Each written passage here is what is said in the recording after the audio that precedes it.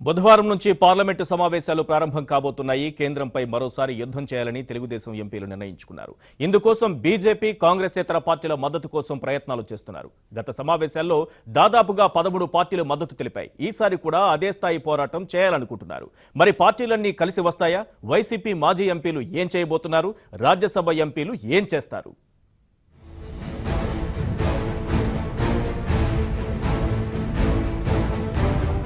Parliament budget రెండో విడత సమావేశాలు ఒక్కరోజు కూడా సాగలేదు. తెలుగుదేశం పార్టీ ఎన్డీఏ నుంచి బయటకు రావడం ఆలస్యం, అవిశ్వాస తీర్మానమిచ్చింది. ఆ తర్వాత కాంగ్రెస్ సహా పలు ప్రాంతీయ పార్టీలు మద్దతు తెలిపాయి. కానీ కొన్ని రోజులు టీఆర్ఎస్, అన్నాడీఎంకే ఎంపీలు ఆందోళనలు చేయడంతో అవిశ్వాసం చర్చకు పెట్టకుండానే సభను వాయిదా వేశారు. వర్షాకాల సమావేశాలు బుధవారం నుంచి ప్రారంభం కాబోతున్నాయి. ఈసారి తెలుగుదేశం పార్టీ విభజన హామీల విషయంలో పోరాటాన్ని ఏమాత్రం తగ్గించకూడదని నిర్ణయించింది. ఈసారి మరింత ప్రణాళిక ప్రకారం టీడీపీ వ్యవహరిస్తోంది. పార్లమెంటు సమావేశాల ప్రారంభానికి ముందే కాంగ్రెస్, బీజేపీయేతర పార్టీలన్నింటినీ కలిసి మద్దతు కోరనున్నారు. ఆదివారం టీఆర్ఎస్ పార్లమెంటరీ పార్టీ నేత కేకేను కలిసిన ఎంపీలు మద్దతు కోరారు. ఎన్సీపీ నేత శరద్ పవార్, శివసేన ఉద్దవ్ ఠాక్రేల మద్దతు కోరేందుకు కొంతమంది ఎంపీలు ముంబై వెళ్లారు. సీఎం రమేష్, టీజీ వెంకటేష్ చెన్నై వెళ్లి కనిమొళితో సమావేశమయ్యారు. తెలుగుదేశం పార్టీకి, విభజన హామీల పోరాటానికి నైతిక మద్దతిస్తామని కనిమొళి ప్రకటించారు. టీడీపీ ఎంపీలు మిగిలిన అన్ని పార్టీలను కలిసేందుకు ఏర్పాట్లు చేసుకున్నారు. గత పార్లమెంటు సమావేశాల్లో టీడీపీ అవిశ్వాసానికి మద్దతిచ్చిన పార్టీలన్నీ ఈసారి కూడా అండగానే ఉండే అవకాశం ఉంది. గత సమావేశాల్లోలా అవిశ్వాసం పెట్టాలనే ఆలోచనలో కూడా ఉన్నారు. అవిశ్వాస తీర్మానం పెడితే సభను అడ్డుకునేవారు ఉండకపోవచ్చన్న విశ్లేషణలు ఉన్నాయి. గత సమావేశాల్లో ముస్లిం రిజర్వేషన్లను ఆమోదించాలంటూ టీఆర్ఎస్ ఆందోళన చేసింది. కావేరీ బోర్డు విషయంలో అన్నాడీఎంకే సభను స్తంభింపజేశారు. కావేరీ బోర్డును కేంద్రం ఏర్పాటు చేసింది కాబట్టి వారి సమస్యకు పరిష్కారం లభించింది. ఇక విభజన హామీలు తెలంగాణకు కూడా ముఖ్యమే కాబట్టి పోరాటంలో కలిసి వచ్చే అవకాశం కనిపిస్తోంది. బీజేపీ ఇతర రహస్య మిత్రులను బరిలోకి దింపి సభను వాయిదా వేసే వ్యూహాన్ని అమలు చేయకపోతే మాత్రం అవిశ్వాసంపై చర్చ జరగొచ్చు. కర్ణాటక ముఖ్యమంత్రిగా కుమారస్వామి ప్రమాణ స్వీకార సమయంలో బీజేపీకి వ్యతిరేకంగా ప్రాంతీయ పార్టీలన్నీ బల ప్రదర్శన చేశాయి. అప్పుడే వచ్చే ఎన్నికల్లో ప్రాంతీయ పార్టీలన్నీ ఓ కూటమిగా మారబోతున్నాయన్న ప్రచారం జరిగింది. పార్లమెంటు వర్షాకాల సమావేశాల్లో ఆయా పార్టీలన్నీ కలిసికట్టుగా చేసే పోరాటంతో ఈ ప్రయత్నాలకు మరో అడుగు ముందుకు పడే అవకాశం ఉంది. ఈసారి లోక్సభలో వైసీపీ ఉనికి కనిపించదు. ఆ పార్టీకి ఉన్న 5 ఎంపీలు రాజీనామాలు చేశారు. దీంతో అవిశ్వాసంపై ఓటింగ్ జరిగితే బీజేపీకి కలిసి వచ్చే పరిస్థితి ఉంది. లోక్సభలో ఏపీ డిమాండ్లను వినిపించే వారి సంఖ్య కూడా తగ్గిపోయింది. ఓవైపు టీడీపీ ఎంపీలు ఢిల్లీ వేదికగా పార్లమెంట్ లోపల బయట పోరాడుతూ ఉంటే, రాజీనామా చేసిన వైసీపీ ఎంపీలు మాత్రం ప్రత్యేకంగా ఎలాంటి కార్యాచరణ ఇంకా పెట్టుకోలేదు. పార్లమెంటు సమావేశాల్లో బీజేపీకి వ్యతిరేకంగా మాట్లాడాల్సి వస్తుందని, అవిశ్వాస తీర్మానం పెడితే బీజేపీకి వ్యతిరేకంగా ఓటేయాల్సి వస్తుందన్న కారణంగానే వైసీపీ ఎంపీలు రాజీనామాలు చేశారని టీడీపీ నేతలు విమర్శలు గుప్పిస్తున్నారు. పార్లమెంట్లో నంబర్ గేమ్ జరిగితే వైసీపీ ఎంపీల రాజీనామాల వ్యవహారం ప్రజల్లో చర్చనీయాంశమై ఆ పార్టీకి మైనస్ గా మారే అవకాశం ఉంది. ఆ పార్టీకి రాజ్యసభలో 2 ఎంపీలు ఉన్నారు. వారు కూడా సభలో నిరసన వ్యక్తం చేయడం దాదాపు అసాధ్యమే. ప్రతిరోజు పార్లమెంటు బయట నిరసన వ్యక్తం చేస్తామని అంటున్నారు.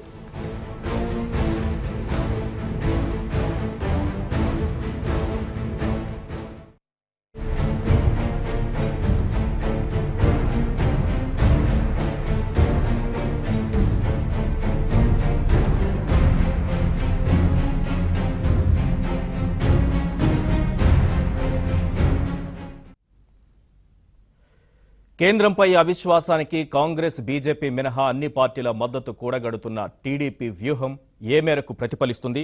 ఈసారి బీజేపీ అవిశ్వాసం నోటీసుకు తలవంచక తప్పదా? అవిశ్వాసం ఎదుర్కోకుండా బీజేపీ మళ్లీ ఏదైనా ప్లాన్ వేసిందా? వైసీపీ మాజీ ఎంపీలు ఏం చేయబోతున్నారు? ఇదే ఇవాల్టి చర్చలో పాల్గొంటున్నారు కనకమెడల రవీంద్ర కుమార్ గారు, టీడీపీ రాజ్యసభ సభ్యులు. ఇక తులసిరెడ్డి గారు మాజీ పార్లమెంటు సభ్యులు, కాంగ్రెస్ పార్టీ నాయకులు మనకు విజయవాడ నుంచి లైవ్ లో అందుబాటులో ఉన్నారు. ఇక మాధవ్ గారు బీజేపీ ఎమ్మెల్సీ విశాఖ నుంచి మనకు లైవ్ లో అందుబాటులో ఉన్నారు. రవీంద్ర కుమార్ గారు, కేంద్రాన్ని నిలదీయడానికి ఈసారి పార్లమెంటు సమావేశాలు ఒక పక్కా ప్లాన్తో, పగడ్బందీ వ్యూహంతో టీడీపీ ఉన్నట్టుగా కనిపిస్తోంది. 6 బృందాలను ఇప్పటికే ఏర్పాటు చేశారు. కాంగ్రెస్, బీజేపీ మినహా అన్ని పార్టీలను కలిసేటటువంటి ప్రయత్నం చేస్తున్నారు. ఇప్పటికే ఆ ప్రయత్నాలు కూడా మొదలుపెట్టారు. ఏ మేరకు సక్సెస్ అవుతుంది అనుకుంటున్నారు? ఎన్ని పార్టీలు కలిసి వస్తాయి అనుకుంటున్నారు? మేము గత పార్లమెంట్ సమావేశాల్లోనే అందరినీ కూడగట్టే ప్రయత్నం చేశాం. చంద్రబాబు నాయుడు గారు పార్లమెంట్కి వచ్చారు. పార్లమెంట్ సెంట్రల్ హాల్లో వివిధ పక్ష నాయకులను కలుసుకున్న తర్వాత మరుసటి రోజు మానవహారం అనే ఒకటి ఏర్పాటు చేశారు. ఏర్పాటు చేస్తే ఆ రోజున మాతో పాటు బీజేపీయేతర ప్రతిపక్షాలన్నీ కూడా కలిసి వచ్చినాయి. వారి రాష్ట్రాల వాళ్ళ డిమాండ్లు కూడా ఉన్నాయి. మాది ప్రధానమైనటువంటి డిమాండ్ ఈ అవిశ్వాస తీర్మానం, విభజన హామీలు, ప్రత్యేక హోదాకు సంబంధించినటువంటి అంశాలు. వాటిల్లో అందరూ కలిసి వచ్చారు. ఒక వైఎస్ఆర్సీపీ ఎంపీలు తప్ప. అలాగే అన్నా డీఎంకే ఎంపీలేమో అప్పట్లో కావేరీ బోర్డు ఏర్పాటు చేయాలనే ఉద్దేశంతో వాళ్ళు అవిశ్వాస తీర్మానం మీద చర్చ జరగకుండా వాళ్ళు చేశారు. వాళ్ళిద్దరూ తప్ప మిగతా అన్ని పార్టీలు వాళ్ళు అందరూ కూడా బీజేపీ ఇతర పక్షాలన్నీ కూడా కలిసి మానవహారం నిర్మించినాయి. అందులో టీఆర్ఎస్ మధ్యలోనే దీని నుంచి అంటే ఏది ఆందోళన చేస్తాం దాని నుంచి వెనక్కి వచ్చింది ఒకటి. ఇప్పుడు కావేరీ బోర్డు ఏర్పాటు కూడా జరిగిపోయింది. అన్నాడీఎంకే ఆందోళన చేసేటటువంటి అవకాశం కూడా కనిపించట్లేదు. కనుక ఇప్పుడు ఉన్న ప్రత్యక్షమైన అవకాశాలు ఏంటంటే అవిశ్వాస తీర్మానం చర్చకు తీసుకురాక తప్పదని నేను భావిస్తున్నా. ఎందుకంటే అవిశ్వాస తీర్మానం పారిపోయేటటువంటి అవకాశం ఏమాత్రం కనిపించట్లేదా? ఏమంటారు? బీజేపీ తప్పించుకుని పారిపోయేటటువంటి అవకాశం పారిపోతారా లేదా అనేటటువంటి ఇప్పుడు లాస్ట్ టైం జరిగింది ఏంటంటే బీజేపీ జనరల్గా ఏంటంటే సభానాయకులు కానీ, చైర్మన్ కానీ, స్పీకర్ కానీ వాళ్ళు చర్చకి ఏ రకంగా తీసుకురావాలి ఒక అంశాన్ని అని అనుకుంటే తీసుకువస్తారు. సభలో డిస్టర్బెన్స్ ఉందనేటటువంటి కారణంతో సభను వాయిదా వేసి 1 రోజు 2 రోజులు దానికి సంబంధించినటువంటి రూల్స్ ప్రకారం ఒకవేళ సభలో డిస్టర్బెన్స్ ఉంటే దాన్ని ఎలా ట్యాకిల్ చేయాలనేటటువంటి సిచ్యువేషన్ కూడా ఉన్నది. మీరు గమనించుంటారు, విభజన సమయంలో ఇంతకన్నా అక్కడ ఎక్కువ డిస్టర్బెన్స్ జరిగితే తలుపులేసి, కొట్టేసి, లైట్లు తీసేసి, మార్షల్స్ను ప్రయోగించి చాలా చేశారు. ఇప్పుడేమో అన్నీ పీస్ఫుల్గా ఉన్నా కూడా ఏదో ఒక కారణంతో సభ జరగకుండా కష్టంగా అంటున్నారు కదా స్పీకర్. ప్రతి సందర్భంలోనూ ఆ ఒక్క మాటే వినిపిస్తుంది. చేసి అవాయిడ్ చేశారు. ఆ అవాయిడ్ చేయడంలో ఇంటెన్షన్ ఏంటంటే అవిశ్వాస తీర్మానం చర్చకి రానివ్వకుండా చేయాలనేటటువంటి వాళ్ళ ఆలోచన కనపడింది. వాళ్ళ ఆలోచనతో ఇప్పటికైనా మార్పు వస్తుందని ఆశిస్తున్నాను. ఎందుకంటే కావేరీ బోర్డు ఏర్పడింది. తర్వాత అవిశ్వాస తీర్మానానికి మేము పేరుగా మళ్ళీ మేము చర్చకు పెడుతున్నాము. అవిశ్వాస తీర్మానంలో ద్వారా సభలో మాకున్నటువంటి ఆంధ్రప్రదేశ్ రాష్ట్రానికి, మాకంటే తెలుగుదేశం పార్టీ సమస్యలు కావు ఇవి, రాష్ట్రానికి సంబంధించినటువంటి సమస్యలు, విభజన చట్టం అమలుకు సంబంధించినటువంటి సమస్యలు, అప్పటి ప్రధానమంత్రి పార్లమెంట్లో ఇచ్చినటువంటి హామీల అమలుకు సంబంధించినటువంటి విషయాలని అన్ని పార్టీల దృష్టికి ఇప్పటికే తీసుకువెళ్ళాం. మళ్ళీ ఇప్పుడు కూడా సమావేశాలు జరుగుతున్న సమయంలో ముందుగా మేము చేయబోయేటటువంటి అవిశ్వాస తీర్మానం కానీ, దానికి పోరాటానికి సంబంధించినటువంటి మద్దతు కానీ అందరికీ తెలియజేసి మా ముఖ్యమంత్రి గారు ఒక లేఖ రూపంలో తెలియజేశారు. దాన్ని వాళ్ళందరితో సమీకరణ కోసం మేమంతా విడివిడిగా వివిధ రాష్ట్రాలు పర్యటించి వాళ్ళ మద్దతు సేకరించడానికి ప్రయత్నం చేస్తున్నాం. ఇది రాష్ట్రం యొక్క ప్రయోజనాలు, రాష్ట్ర ఇంట్రెస్ట్, రాష్ట్రంలో ఉన్నటువంటి డిమాండ్ల సాధన కోసం చేయాలనే ఆలోచనలో ఉన్నాం. ఈసారి ఇప్పటికైనా గమనించి బీజేపీ పార్టీ ఆ విషయాలన్నింటినీ చర్చించి ఆ హామీలను అమలుపరచడానికి ఈ మా పోరాట రూపం ఉపయోగపడుతుందని నేను భావిస్తున్నాను. రైట్ మాధవ్ గారు, చాలా పగడ్బందీగా పక్కా వ్యూహంతో టీడీపీ ఉన్నట్టుగా కనిపిస్తోంది. పార్లమెంటు సమావేశాలకి ముందుగానే ఇతర పార్టీల మద్దతు కూడగట్టే ప్రయత్నం చేస్తోంది. మరి రాబోయేటటువంటి ప్రమాదాన్ని బీజేపీ ఏమన్నా గుర్తిస్తుందా?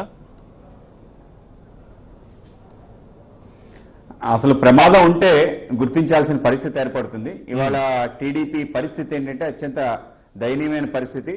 గతంలో అవిశ్వాస తీర్మానం ప్రవేశపెట్టి భంగపాటు గురయ్యారు. ముఖ్యంగా వైసీపీ ప్రవేశపెట్టిన అవిశ్వాస తీర్మానానికి మద్దతు తెలియజేయమంటే మద్దతు తెలియజేయకుండా పారిపోయి మధ్యలో ఎన్డీఏ నుంచి బయటకు వచ్చిన వెంటనే కొత్తగా గుర్తొచ్చినట్టు అవిశ్వాస తీర్మానం మేమే ప్రవేశపెడతాం, మీరు మద్దతు ఇవ్వండి అని చెప్పి ఇంకొక అవిశ్వాస తీర్మానం ప్రవేశపెట్టడం, అంటే 2 అవిశ్వాస తీర్మానాలు ఒకే తెలుగు రాష్ట్రంలో రావటం కారణంగా కొంత అయోమయానికి గురి కావడం జరిగింది. ఎందుకు కాంగ్రెస్ పార్టీ ఇచ్చింది, ఎంఐఎం ఇచ్చింది, చిన్న చిన్న పార్టీలు కూడా అనేకం ఇచ్చాయి అవిశ్వాస తీర్మానానికి నోటీస్. వాతావరణంలో 8 పార్టీలు ఇచ్చాయి.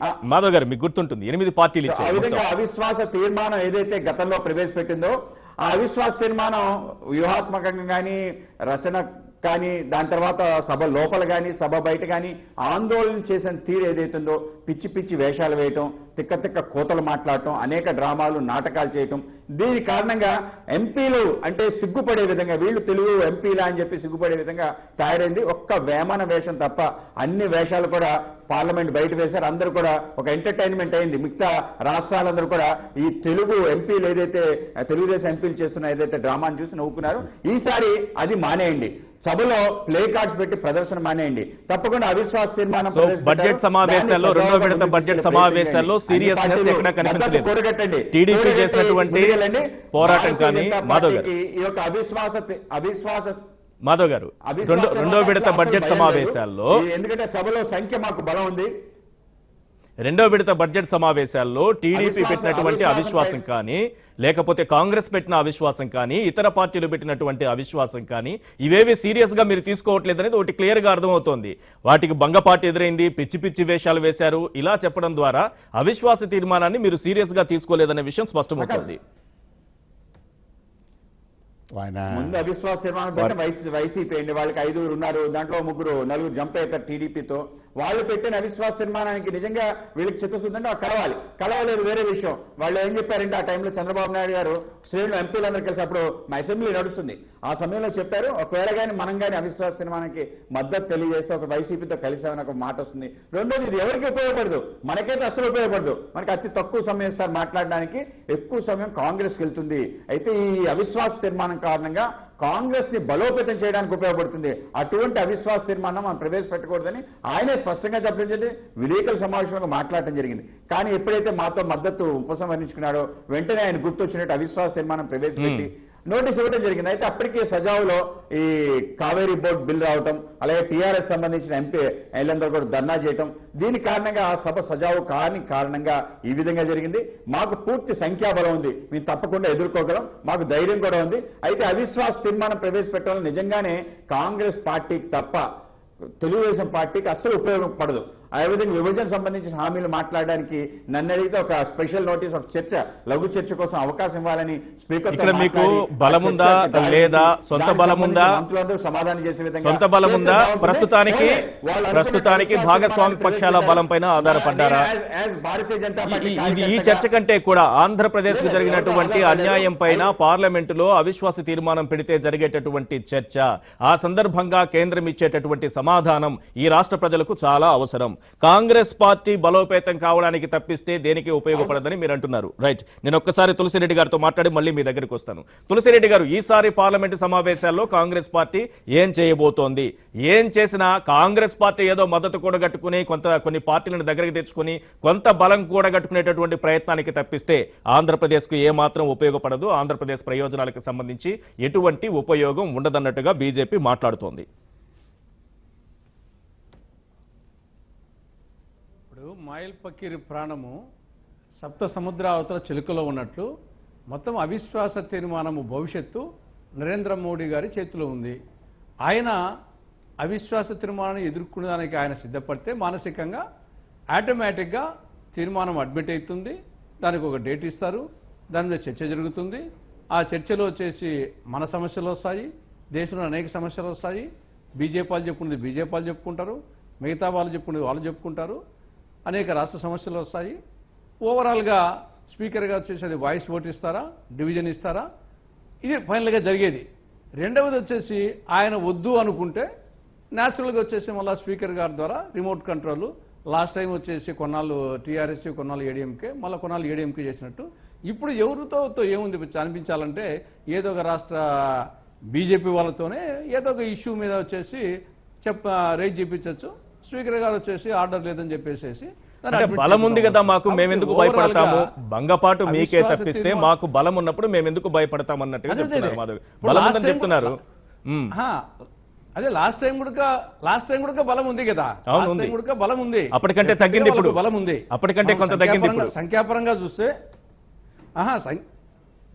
సంఖ్యాపరంగా చూస్తే మొత్తము 545 నామినేటెడ్ మెంబర్స్ కలిసి 543 + 2 వచ్చేసి 545. దాంట్లో 9 వేకెంట్గా ఉన్నాయి. అంటే 536 ఉండేది. దానికి మ్యాజిక్ ఫిగర్ వచ్చేసి గెలవాలంటే అవిశ్వాస తీర్మానము వీగిపోవాలన్నా గెలవాలన్నా 269 కావాలా. బీజేపీ ఒకదానికే 271 ఉన్నాయి. వాళ్ళ మిత్రపక్షాలు వాళ్ళు కలిస్తే 314 ఉన్నాయి. కాబట్టి ఇక్కడ అవిశ్వాస తీర్మానము నెగ్గేదేమి ఉండదు. సంఖ్యాపరంగా వచ్చేసి Yes. కావాల్సింది మ్యాజిక్ ఫిగర్ 269. బీజేపీ ఒక్కదానికే 271 ఉన్నాయి. మిత్రపక్షాలకని కలిసి 314 314 ఉన్నాయి. కాబట్టి అవిశ్వాస తీర్మానం నెగ్గే క్వశ్చన్ ఉండదు. కాకపోతే ఏమంటే ఇవన్నీ సమస్యలు ఎక్స్పోజ్ అవుతాయేమో, తర్వాత మిత్రపక్షాల్లో కొన్నేమన్నా వచ్చేసి వాళ్ళ డిమాండ్స్ పెట్టడము, కొంత లుకలుకలు, దానికోసం వచ్చేసి ఆలోచించి భయపడాల్సింది తప్ప సంఖ్యాపరంగా అయితే గతంలో భయపడాల్సిన అవసరం లేదు, పారిపోవాల్సిన అవసరం లేదు. ఇప్పుడు కూడా పారిపోవాల్సిన అవసరం లేదు. సంఖ్యాపరంగా అప్పుడు ఉంది, ఇప్పుడు ఉంది, ఏ ప్రాబ్లం లేదు. కానీ ఎందుకు అవిశ్వాస తీర్మానం నోటీస్ అడ్మిట్ కావడం లేదు? ఎందుకు అడ్మిట్ కావడం లేదు? అదే చెప్పేది. మోడీ గారు అనుకుంటే అడ్మిట్ అవుతుంది, అనుకోకుంటే అడ్మిట్ కాదు. ఎందుకు అనుకోలేదు లాస్ట్ టైం కూడా అంటే అప్పటికీ బలం ఉంది. ఎందుకు అనుకోలేదంటే ఇవన్నీ సమస్యలన్నీ ఎక్స్పోజ్ అవుతాయేమో, తర్వాత దానివల్ల వచ్చేసి ప్రజల్లో బీజేపీ పట్ల ఒక నెగిటివ్ అభిప్రాయం ఇంకా వస్తుందేమో, అప్పుడు ఇంకా కర్ణాటక ఎన్నికలు ఉన్నాయి, ఆ కర్ణాటక ఎన్నికల పడుతుందేమో అనేది ఒక లాస్ట్ అవిశ్వాసం అప్పుడు ఆ పరిస్థితి ఉన్నది. ఇప్పుడు ఆ కర్ణాటక ఎన్నికలు అయిపోయింది కాబట్టి ఇంకా మనకు ఉండేది త్వరలో మధ్యప్రదేశ్, ఛత్తీస్గఢ్, రాజస్థాన్, మిజోరాం అసెంబ్లీ ఎన్నికలు, లేకుంటే లోక్సభ ఎన్నికలు. కాబట్టి ఆ యాంగిల్లో ఆలోచించినప్పుడు ఏం చూద్దామని చెప్పేసి అవిశ్వాస తీర్మానాన్ని ఫేస్ చేద్దామని చెప్పేసి ఎదుర్కోవచ్చు. కాబట్టి నాకు తెలిసి ఈసారి అవిశ్వాస తీర్మానాన్ని బీజేపీ ఎదుర్కొంటుందేమో నా అభిప్రాయం. రైట్, మాధవ్ గారు ఎదుర్కోవడానికి సిద్ధంగా ఉన్నారా? టీడీపీ ఇప్పటికే ప్రయత్నాలు మొదలుపెట్టింది, అన్ని విపక్షాలను కలుస్తోంది. కాంగ్రెస్, బీజేపీ మినహా మిగిలిన అన్ని పార్టీలను కలుస్తోంది. చాలా పార్టీలు గతంలోనే చూసాం, 13 పార్టీలు మద్దతు ఇచ్చాయి. ఈసారి ఆ సంఖ్య పెరుగుతుందనే ఆశాభావంతో కూడా ఉంది. ఏం చెప్తారు? అవిశ్వాస తీర్మానాన్ని ఏ సమయంలో కూడా ఎదుర్కోవడానికి భారతీయ జనతా పార్టీ సిద్ధంగా ఉంది. గతంలో కూడా సిద్ధంగానే ఉంది. కానీ సభ సజావుగా సాగలేదు. ఈ రోజు తెలుగుదేశం పార్టీ ఏం చేయాలంటే సభ సజావుగా సాగేటట్టు ప్రయత్నం చేయాలి. అతి కీలకంగా ఈ యొక్క సమావేశంలో బీసీ కమిషన్ గత సమావేశాలు సజావుగా సాగకపోవడానికి టీడీపీ కారణమా? ఒక నిమిషం మాధవ్ గారు, ప్లీజ్ ఒక నిమిషం. సజావుగా అయ్యేటట్టు ప్రయత్నం చేయాలి. ఇవాళ నేను తెలుగుదేశం బీసీల పార్టీ అని చెప్పి ఏదైతే ఒక భ్రమ ఉంది, నిజంగా బీసీలకు ఏం చేయలేదు, అయితే అటువంటి భ్రమ ఉంది. ఈ రోజు బీసీలకి రాజ్యాంగ హోదా కల్పించే అతి కీలకమైన బిల్లు పెండింగ్ లో ఉంది. దాన్ని పాస్ చేయడానికి కృషి చేయాలి. ఈ రోజు అందరి పార్టీ యొక్క మద్దతు దానికోసం ఇవ్వాలి. అలాగే అనేక మనకి ఒక మెడికల్ కమిషన్ బిల్లు కూడా ఉంది. ఇటువంటి కీలకంగా 18 బిల్లు పెండింగ్ ఉన్నాయి. గత సభలో సజావుగా సాగని కారణంగా అనేక బిల్లు మన కారణం ఎవరు? సజావుగా సాగలేదు అందరికీ తెలిసిన విషయమే. కారణం ఎవరు మాధవ్ గారు? దానికి కారణం ఎవరు? సజావుగా కొనసాగి బీజేపీనా, అన్నాడీఎంకేనా? దీని ప్రతిపక్షాలు కాంగ్రెస్ పార్టీ. సో ప్రతిపక్షాలు కాంగ్రెస్ పార్టీ ఆ విధంగా సభ సజావుగా కొనసాగించి ముందు అవిశ్వాస తీర్మానం పెట్టండి, దానికి మీకు నెంబర్ ఉంటే దాన్ని యాక్సెప్ట్ అవుతుంది, మేము కూడా ఎదుర్కోవడానికి సిద్ధంగా ఉన్నాం. ఎదుర్కొని అనేక విషయాలు ఈ రోజు తప్పకుండా తేటతెల్లం చేయాలి. గత సభలో కూడా మా అరుణ్ జైట్లీ గారు మాట్లాడారు, అనేక మంది ప్రకాష్ జావదేకర్ మాట్లాడారు, విభజన సంబంధించిన అంశాలు అన్ని కూడా స్పష్టం చేశారు. ఈసారి ప్రధానమంత్రి కూడా మాట్లాడారు. సభ సజావుగా సాగే బాధ్యతను మీరు టీడీపీ పైకి నెట్టేశారు. సభ నిర్వహణ ఎవరి బాధ్యత? దాన్ని టీడీపీ పైకి చాలా సింపుల్ గా నెట్టేసి టీడీపీదే బాధ్యత అంటున్నారు. బీసీ కమిషన్ బిల్ ఏదైతే రాబోతుందో దానికి అందరూ కూడా మద్దతు తెలియజేయాలి. దానికోసం టీడీపీ కొంత కృషి చేయాలి. ఆ విధంగా చేయకుండా కేవలం మళ్ళీ డ్రామాలాట, మళ్ళీ నాటకాలాట, మళ్ళీ ప్లే కార్డ్స్ పట్టుకొని అందరూ చేయడానికి కేవలం పేపర్లో ఎక్కువ విషయం మంది రావాలని ఒక ప్రయత్నం చేస్తే ఏమీ రాష్ట్రానికి, దేశానికి ఉపయోగం కాదు. కనుక దేశానికి ఉపయోగమే బిల్లుల కోసం టీడీపీ కృషి చేయాలని చెప్పి మేము కోరుతున్నాం. రైట్, ఒక చిన్న విరామం తీసుకుందాం. విరామం తర్వాత తిరిగి స్వాగతం. రవీంద్ర కుమార్ గారు, అవిశ్వాస తీర్మానానికి మద్దతు కూడగట్టడానికి ప్రాంతీయ పార్టీలను కలుస్తున్నారు, వివిధ పార్టీలను మీరు కలుస్తున్నారు. అది కాదు ఇప్పుడు కావాల్సింది మీ బాధ్యత. అసలు సజావుగా సభ సాగాలంటే టీడీపీనే ఆ బాధ్యత తీసుకోవాలంటున్నారు. అవిశ్వాస తీర్మానానికి మీకు కావాల్సినటువంటి సభ్యుల సంఖ్య లేకపోతే పార్టీల బలం, ఏ పార్టీలు మద్దతు ఇస్తున్నాయో వాటి మద్దతు కూడగట్టే ప్రయత్నంతో పాటుగా మీరు చేయాల్సింది సభను సజావుగా నడిపించడం, బీజేపీ నాయకులు చెప్తున్నారు. మాధవ్ గారు మరి ఆయన కూడా శాసనమండలి సభ్యులు అనుకుంటా. మరి సభ ప్రొసీజరు, సాంప్రదాయాలు వాటన్నిటికీ బాగా తెలిసి ఉంటుంది. టీడీపీని హేళన చేయాలనేటువంటి ధోరణితో వాళ్ళ నాయకుల మెప్పుదల కోసం మాట్లాడి ఉండొచ్చు, కానీ సభ నిర్వహించేటటువంటిది ఎవరు, నిర్వహించవలసిన బాధ్యత ఎవరు తీసుకోవాలి అనేటటువంటిది వారికి తెలియదేం కాదు. సభ నిర్వహించవలసినటువంటి బాధ్యత తీసుకోవాల్సిన స్పీకరు, సభ అడ్డంకిగా ఉంది, ప్రశాంతంగా లేదు అనేటువంటి కారణంతో వాయిదాలు వేయటం అనేటటువంటిది ఒకరోజు కాదు, 2 రోజులు కాదు, 18 రోజుల పాటు వేయటం అనేటటువంటిది వారి యొక్క ఉద్దేశం ఏంటంటే ఇందాక తులసిరెడ్డి గారు చెప్పినట్టు చర్చకు తీసుకురావాలనేటటువంటి అవగాహన, చిత్తశుద్ధి వారికి లేకపోవటం. ఎవరు ఆపలేదు కదండి వాళ్ళు చర్చకి తీసుకురావాలని. ప్లే కార్డులు పట్టుకున్నారన్నారు. మరి బీజేపీ వాళ్ళు ప్లే కార్డులు పెట్టుకున్న సందర్భాలు మర్చిపోయారేమో వాళ్ళు. ఎందుకంటే గతంలో ప్లే కార్డులు పెట్టుకుని ఆయన చేసినటువంటి అవన్నీ కూడా సభల గురించి ఆయన చేసినటువంటి కామెంట్స్ వింటుంటే అది నవ్వులాట వస్తుంది. ఇంకొక విషయం ఏంటంటే సభను తెలుగుదేశం వారు జరపడం ఏంటండి, వాడి అది ఇంతకైనా జోక్ ఇంకోటి ఉండదు. అదొక అంశం. ఇంకొక అంశం ఏంటంటే ఆయన లేవనెత్తినటువంటి అంశాలు సజావుగా కాదంటే మీరు ఆగండి, మీరు కాసేపు మాట్లాడి, నేను మాట్లాడినాక మాట్లాడదు, ఉండేటట్టు చేయండి. నేను మాట్లాడినాక మాట్లాడదు కానీ మీరు ఆగండి. తర్వాత ఇంకో అంశం ఏంటంటే బీసీలు బిల్లు వస్తుంది, అది వస్తుంది, ఇవన్నీ చెప్తున్నారు. మేము చెప్పింది ఏంటంటే తెలుగుదేశం వాళ్ళు చెప్పినటువంటిది స్పష్టంగా, ఏమండి ఈ సభలో బిల్లు పాస్ చేశారు, పాస్ చేసినటువంటి బిల్లును అమలు చేయండి, అమలు చేయకపోతే చేయకుండా ఉండటానికి కారణాలు ఏంటో స్పష్టంగా చెప్పండి, దాని మీద చర్చ జరపండి అని చెప్పేసి అమలు చేసిన బిల్లు, పాస్ చేసిన బిల్లును అమలు చేయకుండా ఆపేటటువంటి ధోరణి మీరు వ్యవహరిస్తూ కొత్త బిల్లులు రానివ్వకుండా చేశారు, బీసీల బిల్లు రాలేదని ఎవరు బీసీలను రెచ్చగొట్టే ప్రయత్నం చేయాలనేటువంటి ఆలోచన చూశారు. అది ఆ ఆలోచన వాళ్ళకి రాజకీయ ప్రయోజనం కలిగిస్తుందేమో కానీ రాష్ట్ర ప్రజలను మాత్రం వాటికి మోసం చేస్తున్నట్టు స్పష్టంగా కనిపిస్తుంది వారు మాధవ్ గారు చెప్పినటువంటి మాటల్లో. రెండోది పిచ్చి వేషాలు వేస్తున్నారు, చిల్లర వేషాలు వేస్తున్నారు, ప్లే కార్డులు పట్టుకున్నారు, టీడీపీకి బంగపాటు కూడా ఇవన్నీ మాటలు ఏంటంటే ఇవన్నీ గతంలో వాళ్ళు చేసినటువంటి, వాళ్ళు చేసినవి కాదు కదా, వాళ్ళు చేయలేనిది కాదు కదా. వాళ్ళు ఇంతకుముందు పార్లమెంట్లో వాళ్ళ సభ్యులు ఏం చేశారో ఒక్కసారి వెనక్కి తిరిగి చరిత్రను పరిశీలించుకోమనండి. వాళ్ళు ఏంటంటే గతంలో వాళ్ళకి 2 సీట్లు ఉన్నాయి, జాతీయ పార్టీ 2 సీట్లు ఉన్నప్పుడు మేము ప్రధాన ప్రతిపక్షంగా ఉన్నాం, రీజనల్ పార్టీ ఏమండి. తర్వాత మా మద్దతుతో వాజ్పేయి గారి ప్రభుత్వం 5 సంవత్సరాలు నడిచింది, 29 మంది పార్లమెంట్ సభ్యులతో. ఆ రోజున కూడా ఏమి ఇట్లాంటివి లేవు. వాళ్ళు అందువల్ల ఏంటంటే పార్టీ యొక్క చిత్తశుద్ధిని కానీ మా యొక్క సభ్యుల యొక్క ఆలోచన ప్రవర్తన కానీ కామెంట్ చేసేటువంటి నైతికమైనటువంటి వాళ్ళకి ఆ విలువలు లేవు. ఎందుకంటే చర్చ జరగాలంటే సభానాయకుడు బాధ్యత తీసుకోవాలా, లేదా స్పీకర్ బాధ్యత తీసుకోవాలా. వీళ్ళిద్దరూ బాధ్యత తీసుకోలేదు, వద్దనేటువంటి వాళ్ళ ఉద్దేశం.